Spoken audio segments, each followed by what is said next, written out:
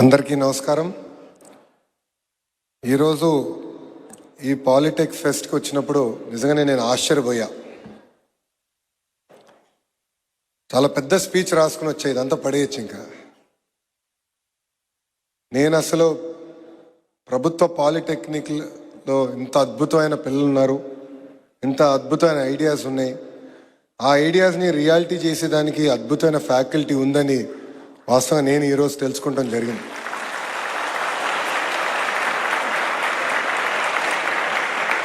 మీ అందరు తెలుసు, గౌరవ ప్రధానమంత్రి గారు రేపు విశాఖపట్నంగా వస్తున్నారు. ఆ కార్యక్రమంలో మేము అందరం బిజీగా ఉన్నాం. కానీ నేను ఎప్పుడో కమిట్ అయ్యాను, ఈ పాలిటెక్ ఫెస్ట్కి వస్తానని, ఎట్టి పరిస్థితుల్లో మిస్ అవ్వకూడదని ఈరోజు ఉండిపోయి ఈ ఫెస్ట్కి వచ్చాను. ఈ ఫెస్ట్ అనేది 2018లో ఆనాటి ముఖ్యమంత్రి చంద్రబాబు నాయుడు గారి ఆలోచన. పిల్లలకి అద్భుతమైన అవకాశాలు కల్పించాలి, వాళ్ళు చేస్తున్న అనేక ప్రాజెక్ట్స్ ఇతర కాలేజీలు కానివ్వండి, లేదంటే పిల్లలకు కానివ్వండి చూపించాలి అన్న ఆలోచనతో ఇది ఏర్పాటు చేశారు. ఇది ఇక్కడితో ఆగకూడదు. నేను చూశాను ఈరోజు ఐడియాస్ చాలా అద్భుతంగా ఉన్నాయి. ఇక్కడ సార్ మీ హ్యాండ్ రైటింగ్ నాకు అర్థం అవ్వాల. ఈశ్వరు లక్ష్మీ సార్ అండి, గణేష్ గారు హ్యాండ్ రైటింగ్ నాకు అర్థం అవ్వాల. ఈరోజు ఇక్కడ ఒక autonomous fire detection and extinguishing system చూసా. ఈశ్వర్ లక్ష్మీ శరణ్య తయారు చేసింది. కొంచెం మీటింగ్కి లేట్ అవుతుంది, నేను మళ్ళీ చూస్తాను, కొంచెం వెళ్తానంటే లేదు సార్ మీరు చూడాలని డెమాన్స్ట్రేషన్ చేశారు. ఫస్ట్ అటెంప్ట్లో పనిచేయలే, సెకండ్ అటెంప్ట్లో కూడా పనిచేయలేదు, థర్డ్ అటెంప్ట్లో కూడా పనిచేయలేదు. పాపం ఈశ్వర్ అయితే చాలా బాధపడ్డాడు. నాతో ఫోటో దిగుతూ కూడా ఫెయిల్ అయ్యాను, చేయలేకపోయానని. మళ్ళీ అతను వెళ్ళి సార్ మీరు ఇంకొక స్టాల్కి వెళ్ళి రండి, ఈ లోపల దీన్ని సెట్ చేస్తానని చెప్పాడు. సెట్ చేశాడు, డెమాన్స్ట్రేషన్ చేశాడు.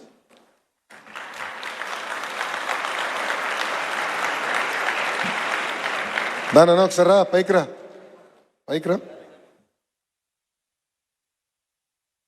ఇది మీ అందరికి ఎందుకు చెప్తున్నానంటే, జీవితంలో మనం ప్రయాణం చేసినప్పుడు మనం అనేక ఇబ్బందులు ఎదుర్కొంటాం.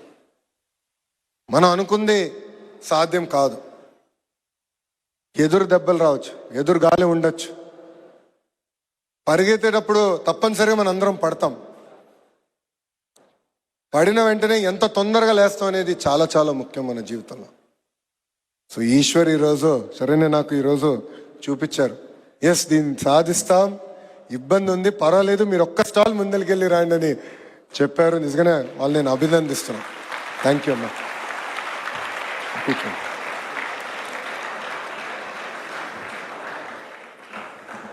ఈరోజు దాదాపు 1256 ప్రాజెక్టులు చూపించారు.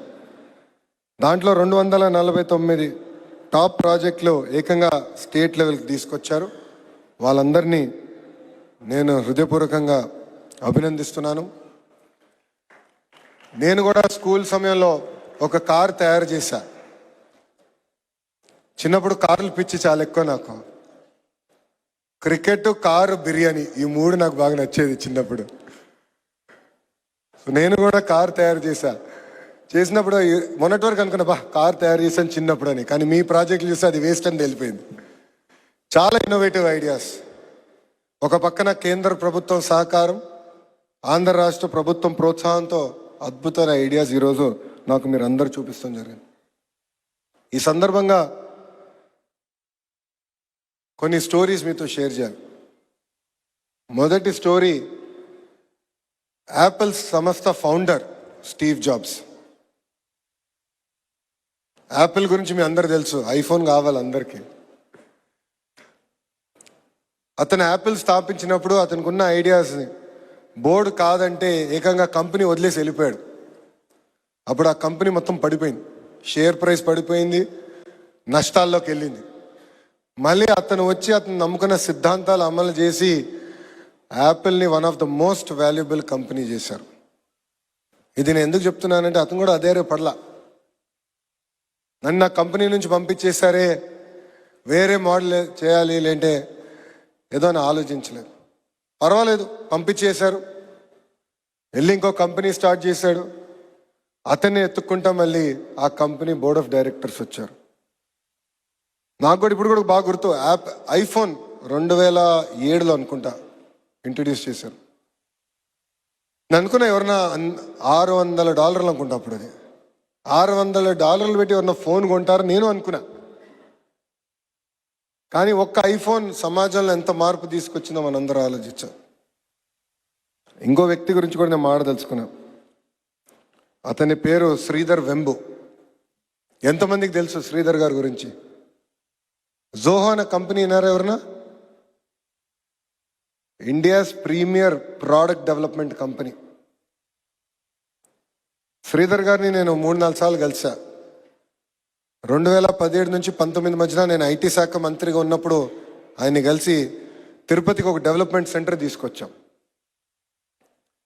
అతని ఆలోచన, అతని నమ్మకం ఏంటంటే కేవలం పట్టణంలోనే హై టాలెంట్ కాదు, మన గ్రామాల్లో కూడా అద్భుతమైన పిల్లలు ఉన్నారు, వాళ్ళకి అవకాశం కల్పించాలి. అందుకే నా development centre, product development centre నా గ్రామంలో నా ఊరిలో పెట్టి ప్రపంచానికి కావాల్సిన ప్రోడక్ట్స్ తయారు చేస్తానని చెప్పాడు. It is one of the most successful product company. ఇట్లా మన చుట్టుపక్కల అనేక మంది ఇన్స్పైరింగ్ పీపుల్ ఉన్నారు. వాళ్ళందరినీ మనం ఆదర్శంగా తీసుకుని మన సమాజం కోసం, మన కోసం, ప్రపంచం కోసం కావాల్సిన ప్రోడక్ట్స్ తయారు చేయాల్సిన బాధ్యత మనందరిపైన ఉంది. నేను విద్యాశాఖ మంత్రి అయినప్పుడు గౌరవ సెక్రటరీ హెచ్ఆర్డి గారితో కూర్చుని మాట్లాడా. మన ఐటీఐ పాలిటెక్నిక్స్ ఒక స్థాయి వరకు వచ్చినా ఇక్కడతో ఆగకూడదు. మన ఐటీఐ పాలిటెక్నిక్స్ ఒక సెంటర్ ఆఫ్ ఎక్సలెన్స్గా తయారవ్వాలి. దానికి తప్పనిసరిగా మార్కెట్ లింకేజ్ అనేది చాలా చాలా అవసరం అని చెప్పాం. దాంట్లో భాగంగా ఈరోజు మేము సుజ్లాన్ అన్న సంస్థతో, భారతదేశంలోనే అతిపెద్ద విండ్ మిల్ మ్యానుఫ్యాక్చర్ చేస్తున్న సంస్థతో ఏకంగా సెంటర్ ఆఫ్ ఎక్సలెన్స్ కాదు, కరిక్యులంతో పాటు రాబోయే రోజు నేను ఇన్నోవేషన్ ప్రాజెక్ట్స్ ఉంటే వాళ్ళని కూడా ఇంక్యుబేట్ చేసే ఆలోచనతో ఈరోజు మేము ఒప్పందం కుదుర్చుకుంటాం జరిగింది.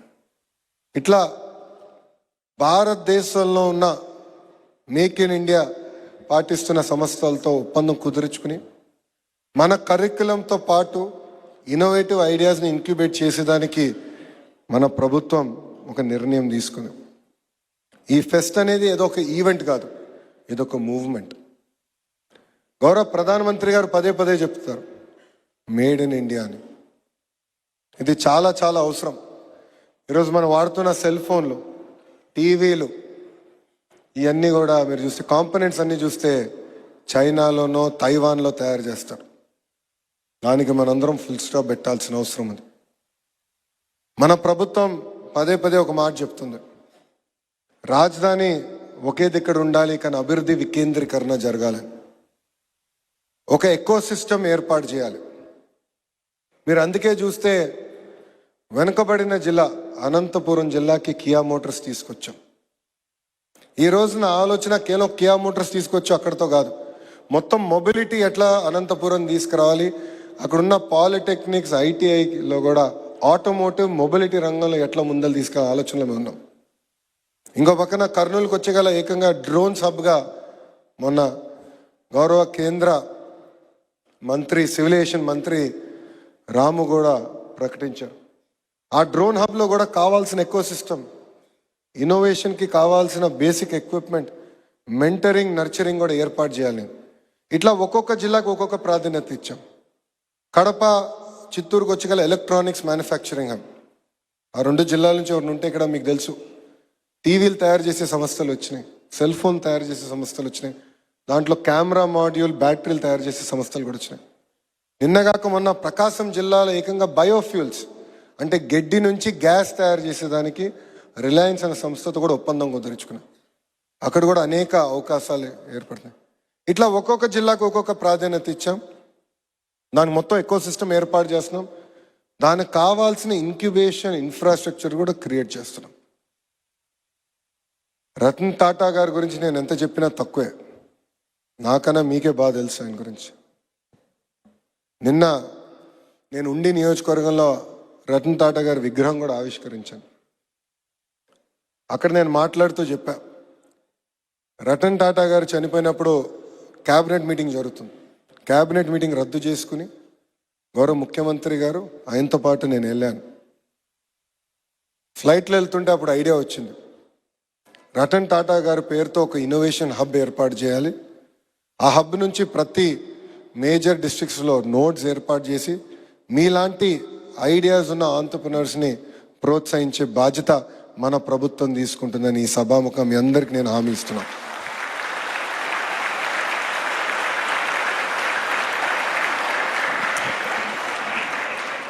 ఐడియాస్ కూడా సెక్రటరీ గారు ఇక్కడ ఉన్నారు, మేము ఈ మీటింగ్ అయిన తర్వాత చర్చించి ఒక జియో కూడా ఇస్తాం. మీరు రాష్ట్ర ప్రభుత్వంలో ఉన్న అనేక శాఖల్లో పైలట్ చేసిన కూడా అవకాశం ఏర్పాటు చేసే బాధ్యత మన ప్రభుత్వం మేము తీసుకుంటాం. ఈరోజు ఒక ఐడియా చూసా, paid cell phone charging idea. నా ఫింగర్ ప్రింట్, బహుశా నా ఫింగర్ ప్రింట్ ఇప్పుడు వాళ్ళ దగ్గరనే ఉంది. అద్భుతమైన idea, very simple idea but very effective. అలాంటి ఐడియాస్ ప్రోత్సహించడానికి జిఏడి కూడా నేను చెప్తాను. జనరల్ అడ్మినిస్ట్రేటివ్ డిపార్ట్మెంట్ అని ఉంటుంది గవర్నమెంట్లో. సో గవర్నమెంట్ ఇన్ఫ్రాస్ట్రక్చర్ వాడాలంటే వాళ్ళ పర్మిషన్ అవసరం. వాళ్ళకు కూడా నేను చెప్తాను, చెప్పి ఇవన్నీ ఐడియాస్ని ఎట్లా ఇంక్యుబేట్ చేయాలి, వాళ్ళని ఎట్లా ప్రోత్సహించాలి, ఒక ఎకనామిక్ యాక్టివిటీ వాళ్ళ కోసం ఎట్లా క్రియేట్ చేయాలనేది మన ప్రభుత్వం తప్పనిసరిగా నిర్ణయం తీసుకుంటుందని ఈ సభాముఖం మీ అందరికి తెలుపుకుంటూ, ఇంకా పెద్దలు చెప్పినట్లు ఫస్ట్ ప్రైజ్కి అనేక క్యాష్ అవార్డ్స్ కూడా మన ప్రభుత్వం అందిస్తుంది. కానీ అక్కడితో ఆగద్దండి. మీకు ఒక ఐడియా ఉంటే ఆ ఐడియా సాధించే వరకు మీరు వదిలిపెట్టకూడదు. మన ఇంట్లో చెప్తారు, failure is a stepping stone for success అని. నా జీవిత ప్రయాణం కూడా అదొక ఉదాహరణ. 2019లో నేను ఎన్నికల్లో పోటీ చేయాలనుకున్నప్పుడు మా అధ్యక్షుల వారు చంద్రబాబు నాయుడు గారు నన్ను అడిగారు, ఎక్కడ పోటీ చేస్తామని. అప్పుడు నేను గురువుగారికి చెప్పా, ఎప్పుడు గెలవని నియోజకవర్గం నాకు ఇవ్వండి సార్, గెలిచి చూపిస్తానని. 1985 తర్వాత మంగళగిరి మేము గెలవలేదు. 2019లో పోటీ చేశాను, 5300 ఓట్లతో నేను ఓడిపోయా. చప్పట్లు కొట్టండి, నో ప్రాబ్లం. 5300 ఓట్లతో నేను ఓడిపోయా. ఒకరోజు బాధ కలిగింది, కానీ నేను వదిలిపెట్టలా. మొదటి రోజు బాధ కలిగింది, కానీ 5 రోజులు అహర్నిశలు కష్టపడ్డా, పని చేశా, ప్రజల మనసు గెలుచుకున్నా. ఆంధ్ర రాష్ట్ర చరిత్రలోనే టాప్ 3 మెజారిటీలో మొన్న మంగళగిరి 91,000 మెజారిటీతో గెలిచా.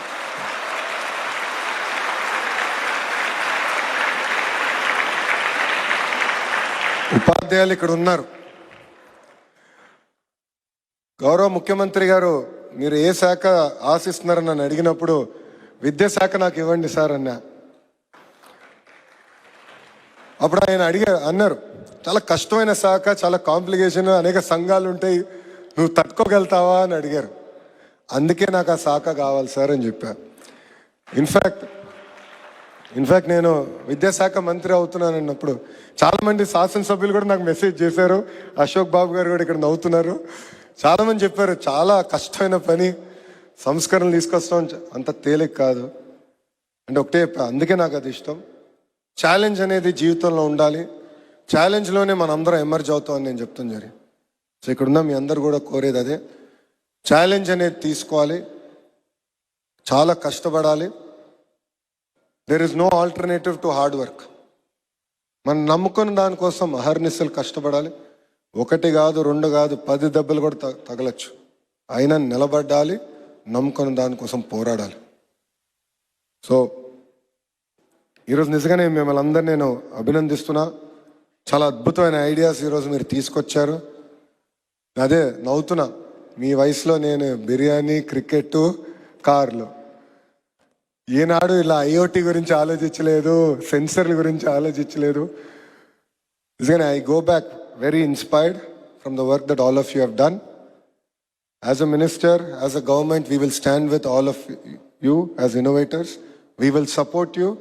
And it is my dream that at least one homegrown unicorn, అంటే యూనికార్న్ అంటే కనీసం 8,000 కోట్ల విలువైన కంపెనీ, ఒక స్టార్టప్ కంపెనీ 8,000 కోట్ల విలువైన ఉండాలి. ఒక కంపెనీ అయినా రాబోయే 5 సంవత్సరాలు ఆంధ్ర రాష్ట్రంలో తయారు చేయాలని లక్ష్యంతో మన ప్రభుత్వం పనిచేస్తుందని మీ అందరికి తెలుపుకుంటూ,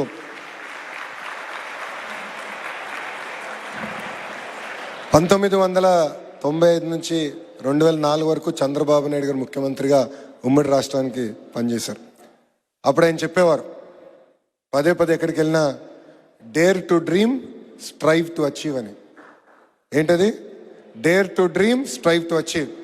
అది మీరందరూ గుర్తుపెట్టుకోవాలని సభాముఖం మీకు తెలుపుకుంటూ, నాకు ఇంత అద్భుతమైన అవకాశం ఇచ్చిన మీ అందరికీ పేరు పేరున నా హృదయపూర్వక ధన్యవాదాలు తెలుపుకుంటూ మీ అందరి నుంచి సెలవు తీసుకుంటున్నాను. అందరికీ నమస్కారం. జై హింద్. గట్టిగా చెప్పాలి, జై హింద్. Thank you.